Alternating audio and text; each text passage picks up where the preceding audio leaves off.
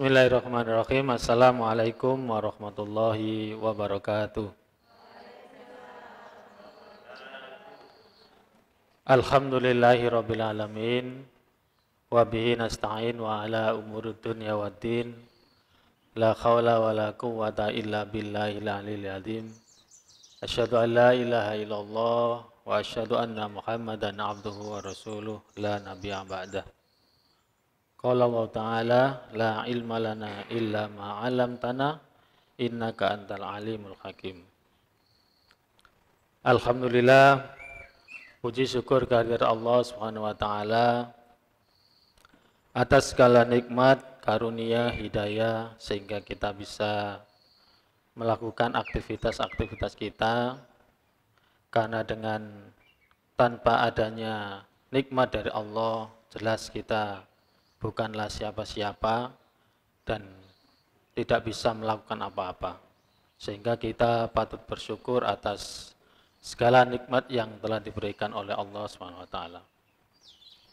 Salawat serta salam senantiasa tercurahkan kepada bimbingan Nabi Muhammad akhirul anbiya'i wa imamur rusul yang telah mengantarkan manusia dari zaman kegelapan menuju zaman yang terang benderang, yakni bidinil Islam. Di sini kami diberi waktu oleh panitia untuk berkultum ya.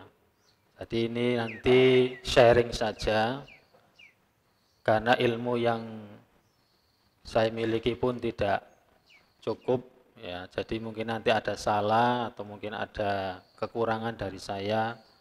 Ya, mohon maaf dan mungkin juga bisa diperbaiki ya. Tidak banyak atau tidak membahas tentang puasa sebenarnya, meskipun sekarang lagi musim puasa ya, lagi bulan puasa ya. Karena sudah banyak insya Allah para ustadz dan ustadzah juga banyak menjelaskan tentang puasa, hikmah dan lain sebagainya. Karena segala sesuatu yang diperintahkan oleh Allah, yang dilarang oleh Allah, pasti memiliki keutamaan. Pasti memiliki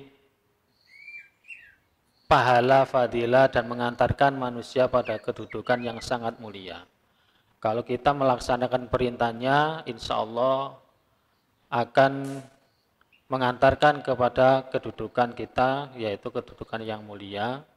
Sedangkan kalau kita melaksanakan larangan-larangannya, maka akan membawa kita kepada kedudukan yang lebih hina, lebih rendah.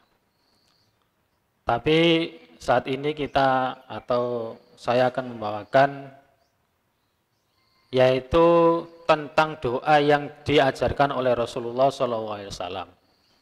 Doa ini insya Allah sudah sering kita baca.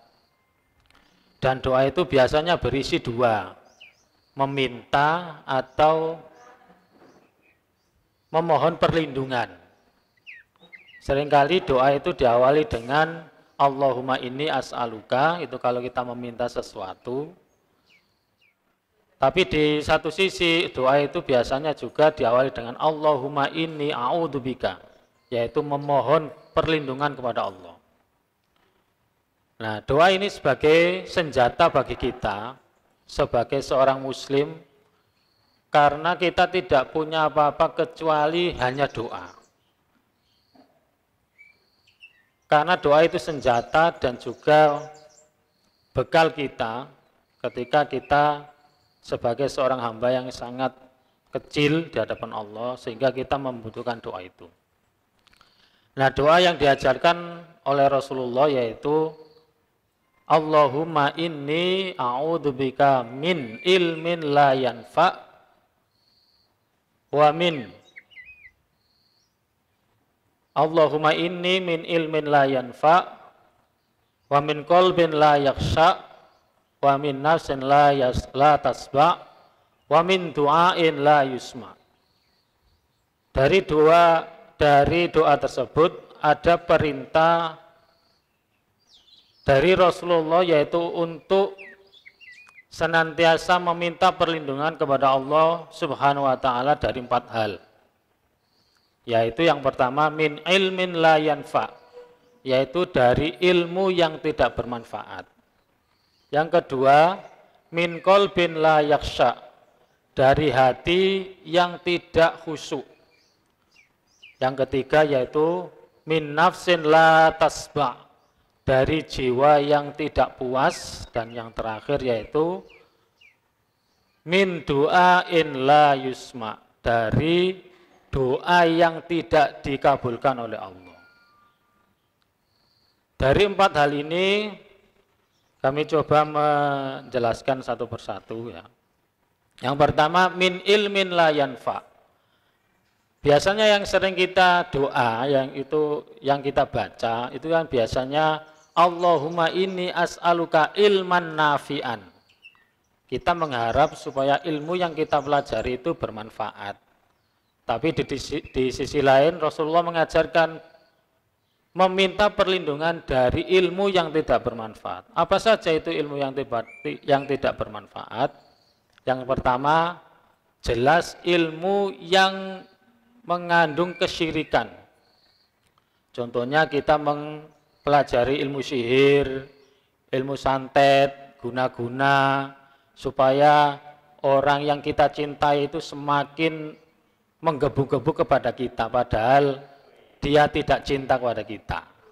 Nah, itu salah satunya ilmu yang tidak bermanfaat.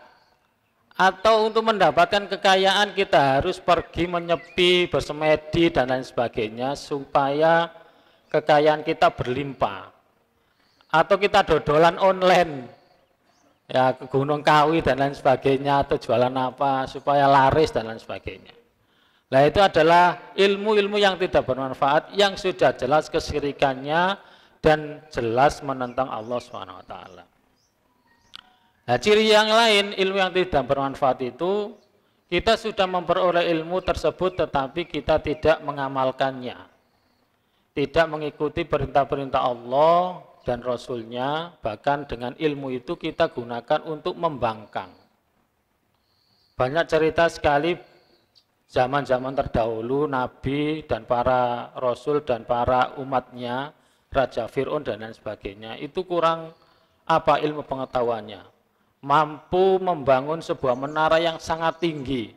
Bahkan itu menara yang dibuat Fir'aun itu tujuannya hanya satu, ingin menentang Allah sebagai Tuhannya Nabi Musa. Ingin berdialog kepada Allah, tujuannya bukan untuk mencari kebenaran, tapi untuk menentang. Tapi dalam cerita tersebut dengan kepakan sayap malaikat, bangunan itu roboh seketika. Ini ilmu yang tidak bermanfaat. Ada lagi cirinya, itu ilmu yang tidak membawa dirinya kepada perbaikan, baik itu akhlaknya, perkataannya, perbuatannya, sehingga dengan ilmu yang dimilikinya itu kata-kata yang diucapkan tidak membawa kebaikan bagi dirinya dan orang lain. Perkataannya mungkin sering menyakiti orang lain. Perkataannya suka nelongsono wong liya. Jadi itu ilmu-ilmu yang tidak bermanfaat bagi dirinya. Padahal sebenarnya kalau seperti yang diceritakan atau yang dibacakan Ustadz Muhajir tadi, yarfa'illahu ladina amanu minkum waladina utul ilma darajat. Sesungguhnya orang yang beriman dan orang yang berilmu itu akan ditinggikan derajatnya oleh Allah, baik itu di dunia atau di akhirat. Tetapi ini ada catatannya, kalau ilmunya itu bermanfaat. Ciri yang lainnya adalah ilmunya tidak diajarkan kepada orang lain. Punya ilmu disimpan dewi, punya keahlian disimpan sendiri, sehingga tidak mau mengajarkan. Bahkan kalau senang orang lain nggak bisa, itu senang. Misalnya dewi gak kelem usaha belajar dan lain sebagainya. Padahal kita mempunyai ilmu itu dan sudah kewajiban kita untuk memberikan ilmu itu kepada orang lain. Laulal ilmu lakanan nasu kal bahaim. Dengan ilmu itu manusia menjadi beda antara makhluk dengan satu dan lainnya. Kalau manusia tidak ada ilmu itu, kata di Mahfudzat itu, laulal ilmu lakanan nas kalbaim, seperti binatang. Jadi tidak bisa membedakan mana yang baik dan mana yang buruk. Nah, jadi kita diperintahkan oleh Rasulullah menjauhi dan berlindung kepada Allah dari ilmu-ilmu yang tidak bermanfaat ini. Makanya di sisi lain Rasulullah juga memberikan doa, Allahumma inni as'aluka ilman nafi'an. Dan itu doa pagi hari. Ya, setelah subuh kita berdoa, Allahumma inni as'aluka ilman nafi'an. Karena supaya ilmu yang kita pelajari bermanfaat.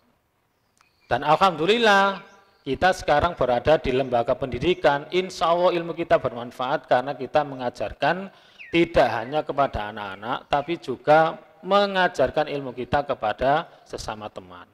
Temannya nggak bisa PowerPoint, diajari. KineMaster nggak iso, diajari. Apa mana yang biasa nih ya?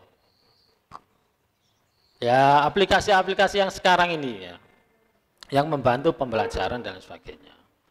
Anaknya nggak bisa matematika, diajari dan sebagainya. Karena dalam hadis itu disebutkan amalan yang akan tetap mengalir meskipun orang tersebut telah meninggal, salah satunya adalah ilmu yang bermanfaat. Al ilmu yang tafaufi. Nah, kita menghindari ilmu-ilmu yang tidak bermanfaat karena orang yang berilmu tetapi tidak mau mengamalkan itu memang ada, ya ini berat sekali siksanya. Akbar asyadun nasi adzaban yaumal qiyamati al-alimu la yanfa'u ilmuhu. Yaitu orang yang paling pedih azabnya di hari kiamat itu orang yang mempunyai ilmu tetapi ilmunya tidak bisa bermanfaat. Semakin menjauhkan dirinya dari menyembah Allah, tetapi semakin mendekatkan dirinya untuk bermaksiat kepada Allah. Itulah ilmu yang tidak bermanfaat. Yang kedua, ini saya ngerpek karena gak hafal ya. Yang kedua yaitu min qalbin la yakhsha. Jadi hati yang tidak pernah khusyuk. Hati ini kata Imam Ghazali itu seperti raja. Jadi yang memimpin anggota tubuh kita itu hati ini. Kalau akal itu pendukung saja, memikirkan oh ini bagus, tapi nanti ketentuan akhirnya itu adalah biasanya dalam hati. Oh ini gak bagus untuk dilakukan. Jadi menimbang dan memfilternya itu biasanya di dalam hati. Kalau pikiran itu macam-macam, bisa mengatakan ini A, ini B, ini C, ini D, tetapi nanti biasanya yang terakhir adalah yang memutuskan hati, baik dan tidaknya itulah hati. Nah sering kali ketika kita dalam sholat itu tidak pernah khusyuk. Di dalam surat Al-Baqarah itu ada wasta'inu bisobri wassalah wa innaha lakabiratun illa alal khosyiin. Wasta'inu bisobri, dan minta tolonglah kamu kepada Allah itu dengan sabar dan sholat. Wa innaha, dan sesungguhnya sabar dan sholat itu lakabiratun, benar-benar sesuatu yang berat, illa alal khosyiin, kecuali terhadap atau atas orang-orang yang khosyiin, yaitu orang khusyuk.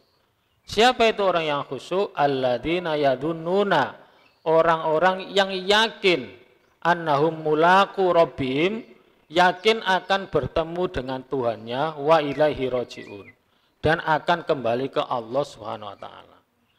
Ketika kita khusyuk seperti ini, yakin bahwa kita akan bertemu dengan Tuhan dan yakin ketika kita juga akan kembali, maka kita akan berusaha dengan semaksimal mungkin sholat itu dengan khusyuk. Bahkan ada seorang ulama itu yang bernama Khalid Ibnu Muhammad Ar-Rasyid itu membagi khusyuk itu ada 3. Nah kita nggak tahu khusyuk yang mana ini ketika dalam sholat. Yang pertama itu kita membaca Al-Quran dan doa sholat itu mengetahui maknanya. Dan ternyata ini adalah menurut beliau tingkatan yang paling rendah. sudah mengetahui makna Al-Quran dan doa sholat itu termasuk yang rendah. Yang kedua, tidak hanya mengetahui maknanya, tetapi dengan bacaan itu hatinya itu rokoh itu apa? Bergerak, mengikuti ketika membaca tentang ayat-ayat surga berkaitan dengan pahala-pahala surga, itu artinya itu senang. Tetapi ketika membaca surat-surat yang berkaitan dengan siksa neraka itu hatinya sedih. Nah itu khusyuk tingkat kedua atau pertengahan. Dan yang ketiga ini mengetahui bacaannya, artinya, kemudian bergerak atau bergetar artinya, dan dia juga dalam sholat itu membayangkan Allah itu berada di depannya. Nah ini yang paling tinggi ini, yang namanya ihsan. Nah kita nggak tahu kita di mana ini. Yang paling rendah tadi, atau yang tengah-tengah, atau bahkan kita seakan-akan itu melihat Allah berada di depan kita. Itu kekhusyuan dibagi menjadi 3 oleh ulama yang bernama Khalid ibnu Muhammad al-Rashid itu. Ini kekhusyuan dalam sholat. Bahkan dalam beberapa cerita itu, khususnya Abu Bakar, kalau sholat itu sampai menangis. Nah ini menjadi catatan, menangisnya tidak kemudian sudah direncanakan sebelumnya. Wah aku nek maca iki aku tak nangis seakan-akan khusyuk. Atau aku ketika membaca surat ini berkaitan dengan surga, lantunan suaranya menjadi merdu dan orang terpesona, bukan. Jadi tidak ada rencana, tapi memang benar-benar Abu Bakar itu orang yang sangat lembut hatinya, sehingga ketika membaca surat-surat yang berkaitan dengan surga itu hatinya bergerak, terenyuh, dan ketika membaca surat-surat yang berkaitan dengan neraka itu hatinya menangis. Ada juga sampai karena kekusukannya dalam sholat itu, ada yang bernama sahabat Urwah. Ketika perjalanan keluar dari Madinah ke Damsyik untuk menemui Khalid bin Walid itu, dalam perjalanan itu, di tengah perjalanan, beliaunya disengat oleh serangga beracun. Akhirnya sampai di Damsyik itu, racunnya sudah sampai di pertengahan betis. Dan kata dokternya atau dokter pada waktu itu, atau tabib, ini harus diamputasi. Kemudian Urwah mengatakan, amputasi kakiku ketika aku sholat. Jadi ketika sholat itu diamputasi, nggak terasa katanya. Nah kita mungkin dijeblak nyamuk, kroso, gatel kabeh. Nah ini mungkin menjadi tugas, termasuk juga saya, karena sholatnya juga masih perlu berusaha untuk lebih khusyuk. Dan yang ketiga yaitu jiwa yang tidak pernah puas.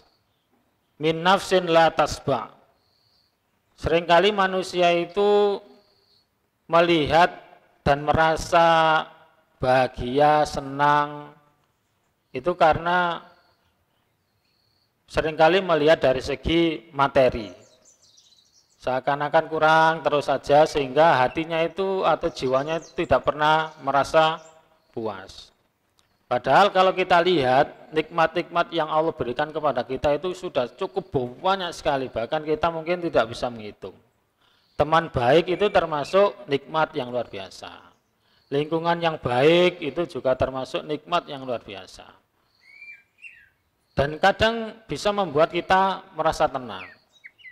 Lingkungan yang baik, anak soleh dan soleha, istri yang cantik dan soleha, suami yang tampan dan soleh, dan itu merupakan suatu kenikmatan yang luar biasa.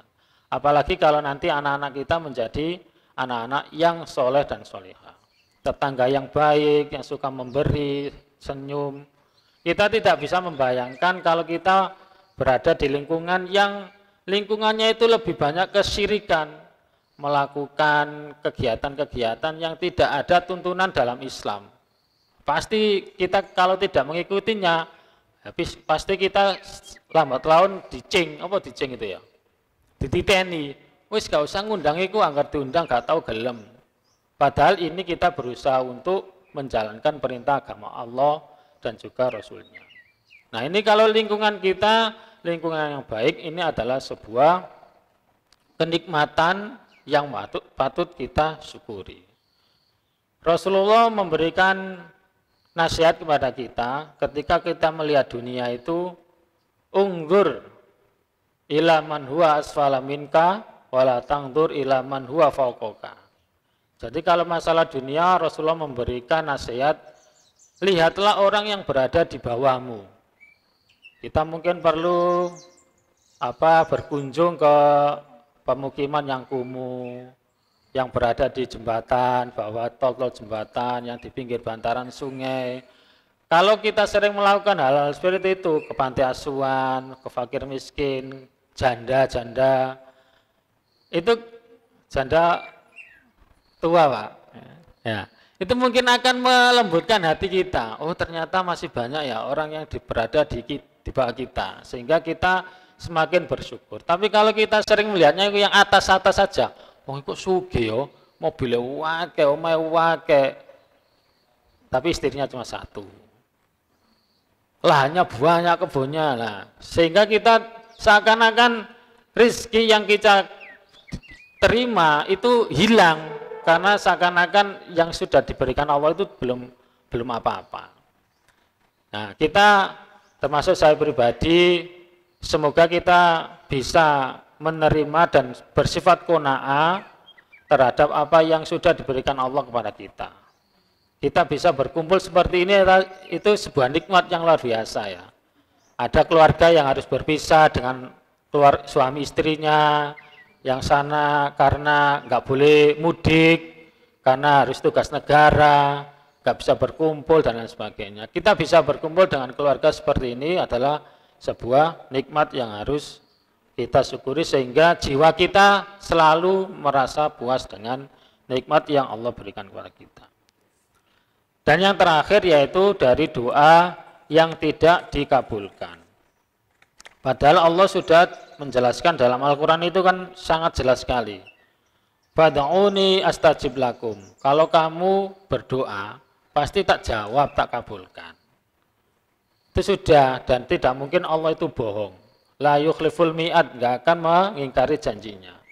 Tapi ini kok ada doa kita kepada Allah berlindung dari doa yang tidak dikabulkan atau tidak dijawab. Pasti ada sesuatu yang salah dengan diri kita. Kalau ada sesuatu yang salah, jangan disalahkan Allah. Kita harus berintrospeksi diri kepada kita. Apa yang salah dari kita?